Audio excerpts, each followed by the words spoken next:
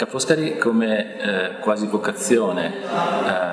proprio perché si trova ad avere la sede all'interno della Laguna di Venezia, tra le varie attività di ricerca soprattutto dedicato particolare attenzione all'ambito dell'acqua, all'aspetto dell'acqua, all'ambito lagunare, all'ambito costiero. Uno degli elementi su cui si sta focalizzando l'attenzione della ricerca è quello della gestione delle risorse ittiche e quindi dei prodotti della pesca, in particolare in tre ambiti, diciamo così: la valorizzazione del prodotto, la sostenibilità del processo e la certificazione o la tracciabilità del prodotto stesso. In questi tre ambiti si sta appunto lavorando per cercare di migliorare il rapporto tra produzione e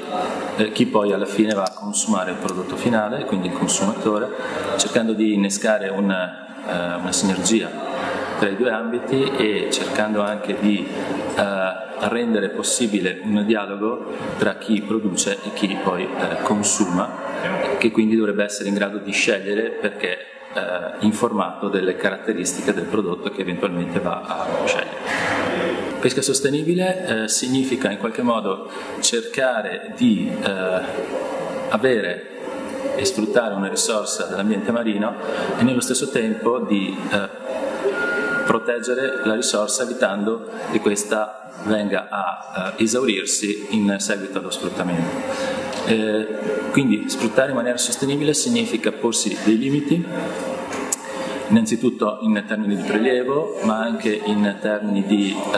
qualità degli attrezzi che vengono utilizzati, per cercare di rispettare sia la specie o le specie che vengono pescate, sia l'habitat in cui queste vengono catturate.